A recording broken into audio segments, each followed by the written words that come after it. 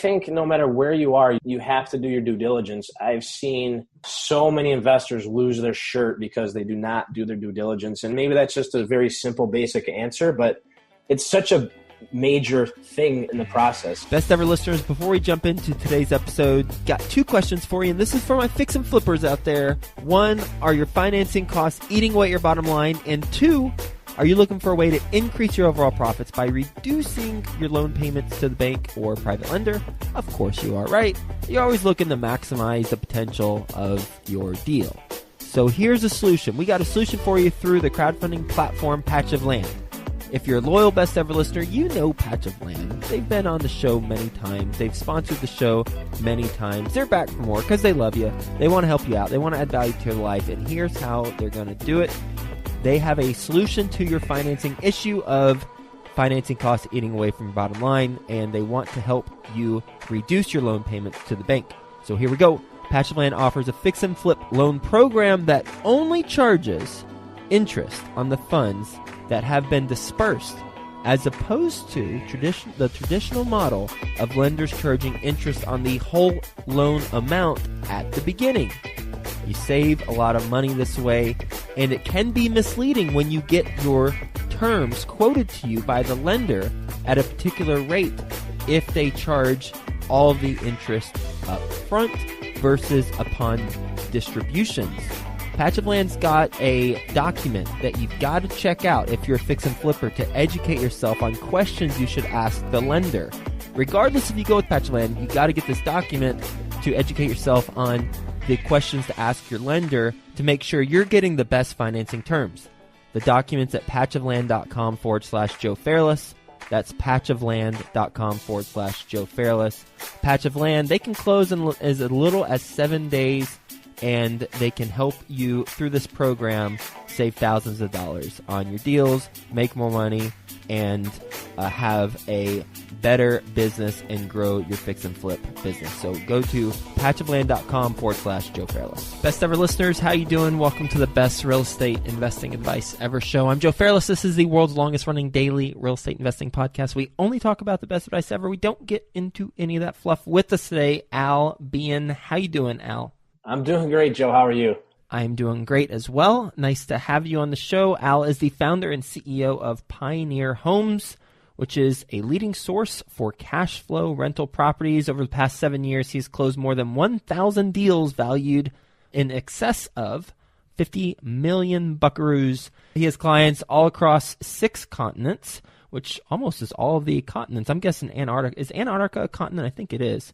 I haven't done anything there. I figured that would be the one continent that you don't have. This is where my board game Risk background comes into play. I know my continents.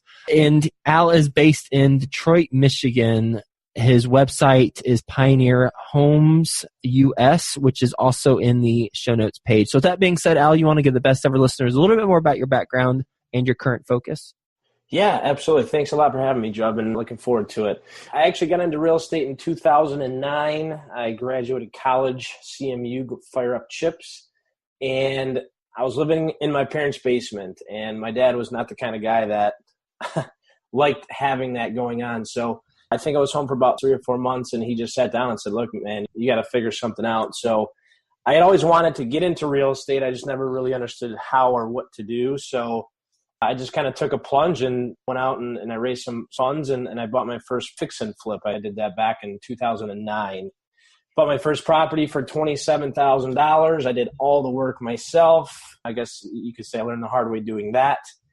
I flipped it. I think we sold it about 4 months after we purchased it. It was a 90-day renovation and about 30 days to sell. So at the time, I think I was 22 years old and we cleared about $16,000. And I said, man, this is kind of cool. I was kind of like my own boss. I was doing whatever I wanted to do. And that's kind of where I got into the business. And that kind of transitioned us into the turnkey model, which kind of developed in about 2010 for us. We were just kind of in the market. I always say we got lucky. It was just good timing. And being local Detroit guys, that model just kind of fell into our lap. And the rest is kind of history, really. Mm-hmm. Are your turnkeys in Detroit? Yes. About 90% of what we do is in Detroit. We were doing a lot more in the suburbs a few years back, but the market's kind of shifted and we don't see as much value there anymore. But yeah, we do about 95% now is in Detroit. Pros and cons of investing in Detroit. Pros and cons. Pros is definitely going to be the price points. The ROIs are significantly higher than the rest of the country. I think there's a ton of value still to be had. Last week, we're walking through properties that we could be all in at 40 to 50K that will appraise in today's market for 80 to 100K. So I think there's a lot of opportunity for instant equity in certain parts of the city. I think there's obviously the high ROI as well. Cons, I think if you're not careful with where you are, you're definitely going to be liable for some vandalism and theft like that, because that's a real thing in Detroit if you're not careful where you are. But I'd say that's probably the biggest con. Where do you need to be? What areas? We try to stay on the northwest side of Detroit. We hone in on about 6 or 7 different zip codes. East side, there's a couple small pockets we like. East English Village, that's kind of one of those areas I was talking about last week. We were walking through. It's one of the few areas on the east side that we invest in. So between that and the west side, we try to stick to the west side for the most part. When you talk to potential clients who have only heard about Detroit through probably negative means, what's that conversation sound like? And when they do invest, why do they ultimately invest?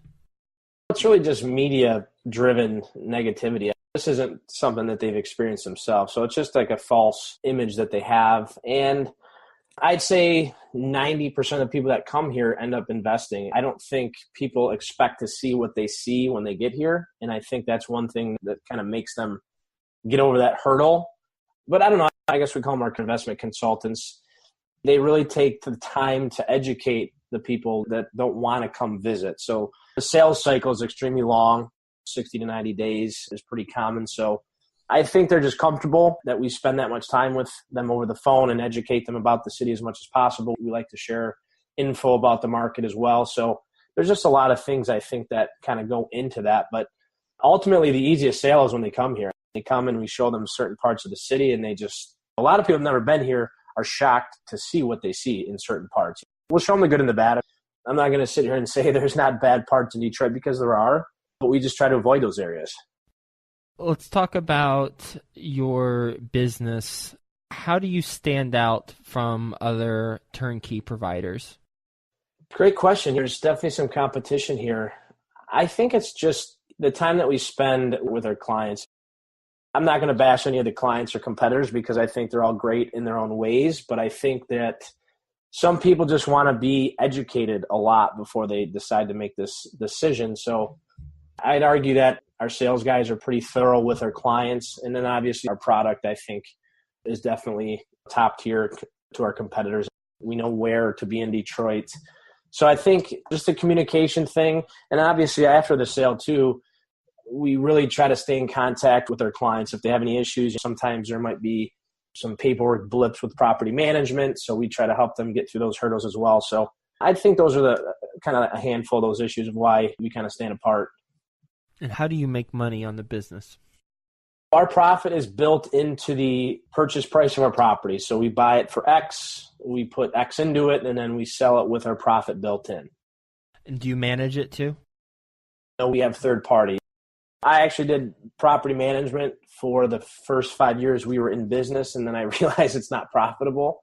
And it was really more of a quality control for our clients, but it just kind of became a drag, and it was really just kind of a money pit for the company. So I got out of that about 4 years ago. Now we just refer it all to third party.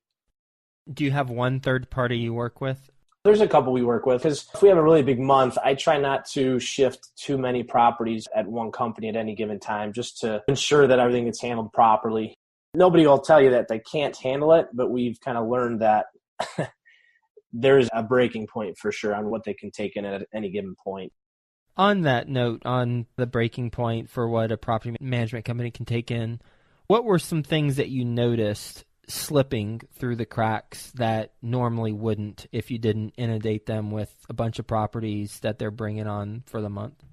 I'd say the number one thing is just getting in contact with the tenants on a timely basis. You know, a lot of the companies that we've screened, they would get really hung up on the paperwork, and they wouldn't want to contact anybody until the paperwork is signed. And sometimes when we sell a house, We have clients that work 70 hours a week. They travel to different countries or out of the country or out of state, and sometimes they can't get to that. So we were seeing a PMA, a property management agreement, not be signed for 30 days. And the next thing you know, we have a tenant who hasn't been contacted in 30 to 45 days. So I think the biggest thing, and for me, and I'm not sure about you guys in your market, but here, my most important part of this whole process is the transfer. So when we give a file to the manager, my number one thing is to get in contact with the tenants right away. And I think for us at least, because we also buy properties that are already turnkey. So we might buy properties from a landlord that's retiring or something like that. So for me, I think it's really the contact with the tenant to make sure that they stay on pace with everything. Yeah, I'd say that would be from a business owner standpoint. If I'm you, that seems like that's the huge variable for you and growing your business, because if your client has a poor experience with the third-party management company, the house could be great, but then the management company just totally blows it on who they put into the property or how they retain that person or how they screen the future person, or they don't address certain maintenance issues, then that just seems like that could be a big headache for you and that could cost you some business. Right, absolutely. This is our screening conversation when we're looking for new managers. As I said, the number one thing that we need is that when we give you a file, you need to contact these tenants within 24 to 48 hours, because a week goes by, 2 weeks go by, and they have some maintenance issues, rent's due, and then they try to call somebody and they can't get a hold of anybody. Then red flags start going up. And we've had tenants leave on us just for that simple little thing. So yeah, when you're doing volume, there's going to be that little tiny percentage of issues. And that's usually the number one issue, is the kind of lack in the management process. So we've really tried to hone it and try to perfect it. I mean, we're not perfect, but I'd say we can do as good as we possibly can with that part. How many deals are you selling a year? We're pacing probably to do about 250 this year. I try to hit between 15 and 20 a month. That's kind of our goal. Obviously, we have months where we succeed that and then other months that we don't. But we're pacing to do about 250 this year.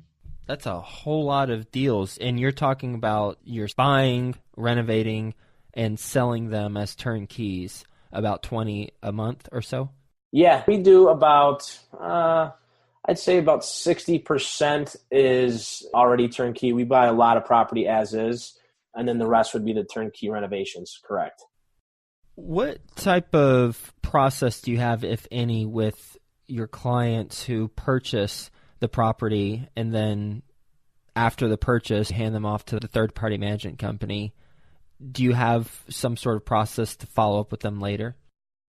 Well, our sales guys know to keep in touch with them, and a lot of our clients are longtime clients, so I wouldn't call it a specific process. It's more of just a relationship thing, because we've learned that if you maintain these relationships with these people and you don't just sell them a house and say, hey, it's great to meet you, good luck, there's always that repeat business.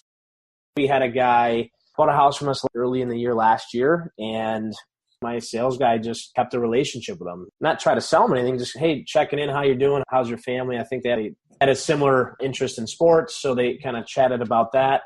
And next thing you know, the guy had saved up some cash and bought another property. So it's really not a specific process per se. I think it's more about just, hey, look, build relationships with your clients.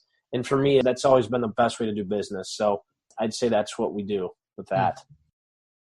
The biggest challenge that you have right now is what?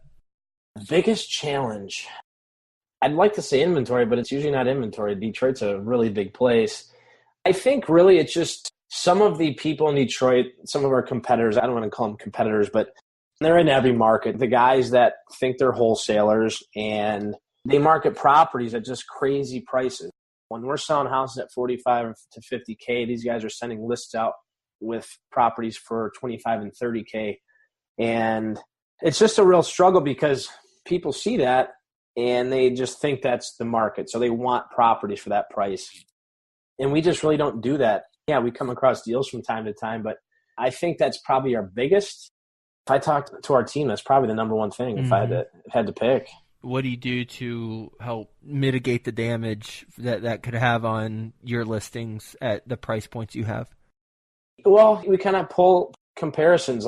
Hey, go look at the Google Maps Street View. Go pull up Trulia and look at the surrounding values, where I'm never one to use Trulia, but if you pull up a property and there's houses in the area at 10, 15 grand, majority of that. And then you go pull up one of our properties and there's houses in the 50s and 70s. You can just see it's a totally different property. It's a totally different asset. It's not apples to apples. So, and the number one thing really is say, look, I think you should come and look at them both. We'll take you to that property and we'll take you to ours, and you can just see it for yourself.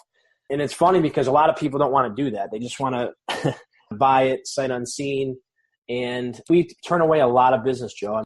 There's a lot of people who say, look, we can't compete with that. I don't want to put our name on that product. So a lot of times we'll just let the business walk away because sometimes it's a really hard pitch to get them to understand that. Based on your experience as a real estate investor, what is your best real estate investing advice ever? Best advice ever. It's a good one. So the best ever listeners will like this, I guess. It's really basic. I think no matter where you are, you have to do your due diligence. I've seen so many investors lose their shirt because they do not do their due diligence. And maybe that's just a very simple, basic answer, but it's such a major thing in the process.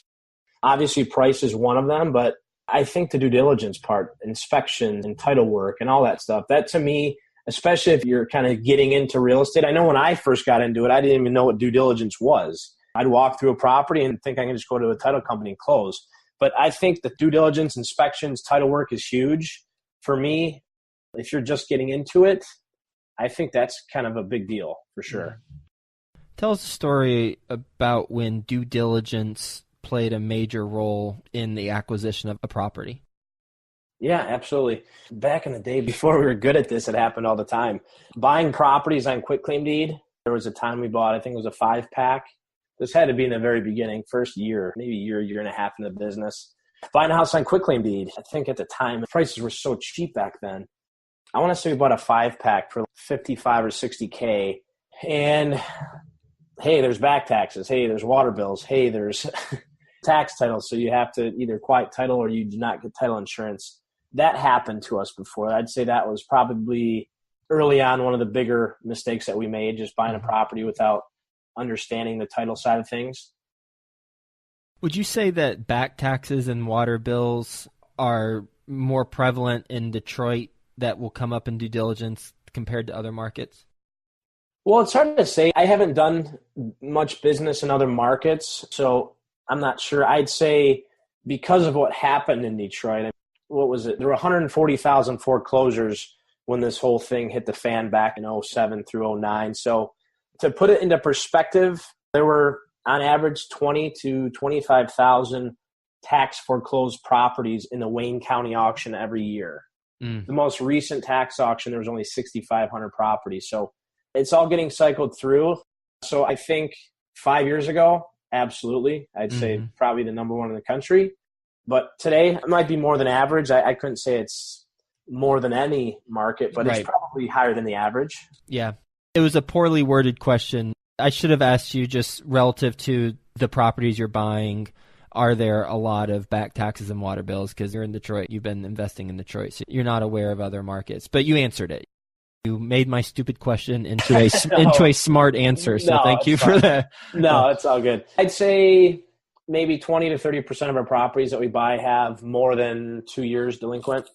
Okay, got it. And I'm not sure. It might be different in every market. Here, it's after 3 years, you're subject to foreclosure. So we rarely see more than that. Ready for the best ever lightning round? I'm ready, man. All right, let's do it. First, a quick word from our best ever partners. Today's sponsor, Patch of Land, has got the document for you that you've got to check out if you're a fix and flipper. They show you how a higher interest rate can actually deliver a lower cost to your fix and flip loan, and conversely, how a lower interest rate could deliver a higher cost to your fix and flip loan. Needless to say, you got to know this stuff to identify the best loan terms. Go to patchofland.com/Joe Fairless. Get this document, patchofland.com/Joe Fairless. The Corporate Investor Podcast is geared towards successful corporate employees with high-income jobs looking to create a second stream of income. You'll hear from successful real estate investors on the show as they describe how they got started investing while working their full-time corporate job. Listen and subscribe at thecorporateinvestor.com. That's thecorporateinvestor.com. Best ever book you've read? Profit First by Mike Michalowicz. Best ever deal you've done? So this is a tough one. There's two of them, and I'm going to talk about the first one because it was the first time I really did a creative deal. It was a package of 11 duplex units. So in Detroit, a duplex, they're side by side, and they're actually two separate parcel IDs, so you can buy and sell each half individually. There's a package of 11. I believe 4 of the units were actually side by side. So we actually bought the package, sold off the 2 buildings that were attached, profited enough to actually pay for the other 7 units free and clear. And we had 7 free and clear units with cash flowing tenants basically for free. And I say that's my best because it was one of the first deals we did that was very creative like that. And to this day, I always love that deal. Oh, absolutely. Do you still have those 7? No, we sold those probably about 2 years ago. Okay. And when you sell them for your own personal investing, what's the reason to sell them? What do you do with that cash? At the time, I think I was just trying to get into some better assets at that time. So 2 years ago, I probably just put it back into the turnkey business and used it to basically flip some more properties. Mm-hmm. And do you currently take some of the profits from the turnkey business and then buy rental properties for your own portfolio? Yes, I kind of do that model. I like to buy property from some of our profits. So if we flip 10 houses, sometimes I might just maybe keep one of them. It's almost kind of like a no cash out of pocket, really. There's obvious opportunity cost there, but I do that as well for sure. What's a mistake you've made on a transaction? In real estate as a whole, I still, to this day, have the bigger mistakes is selling some of the assets that we owned. Even those duplex units, I'd argue, if I would have held on for a few more years, it'd be much more valuable. But mistakes, it's always probably a due diligence thing. We're doing so much volume, sometimes something slips through and you kind of got to eat it. But it's always usually a due diligence thing. I don't think there's a deal that stands out that I'd say was like the worst deal we've ever done. What's the best ever way you like to give back? That's a good question. For me, I don't really have any formal way of giving back. I like to donate to our church around Christmas time more than average. But for me, we get a ton of people that reach out to us through our social channels and other ways like that. People that obviously have never done anything in real estate. And I kind of make it a point to at least help a handful of people. I get a lot of kids. I'm a younger guy, so a lot of kids, 15, 16, 17, reach out to me through maybe Instagram. I'll just be really bold with them if I think they have a crappy sales pitch or their approach is bad. But I try to make a point, at least a couple kids a month, just to kind of give them a little bit of advice. Because I know back when I was 16, 17, even if I had one little tidbit of advice, it would help me out a long way. So I try to do that as much as I can each month. How can the best ever listeners get in touch with you? You can call the office. I'd say the easiest would be through email. Email would be info@pioneerhomesus.com. Check out our website, pioneerhomesus.com, and all of our social handles, but most of them are @pioneerhomesus. So I'd say those are the best ways. Congrats on building such a high volume business with 250 deals a year that you're rehabbing and then selling to clients across 6 continents. I did confirm via Google while we were talking that Antarctica is the 7th continent, and you got to work on your Antarcticans. I don't know about the stats, but maybe I've got an Antarctica listener, and they'll be a new client. If so, then let me know. That way I can claim to cover all 7 continents. And also the overall approach that you take with the due diligence, lessons learned along the way, the back taxes, the water bills, etc., and then knowing where to invest in Detroit, where not to invest, or at least an area where you need to go in eyes wide open. So perhaps maybe you do invest, but it's just an area where you go eyes wide open, and where you choose to invest would be the west side and the northwest side in general. It sounds like there are exceptions. So thanks for being on the show, Al. Hope you have a best ever day, and we'll talk to you soon. Joe, I appreciate it, man. Have a good day as well. Thank you. The Corporate Investor Podcast is geared towards successful corporate employees with high-income jobs looking to create a second stream of income. You'll hear from successful real estate investors on the show as they describe how they got started investing while working their full-time corporate job. Listen and subscribe at thecorporateinvestor.com. That's thecorporateinvestor.com.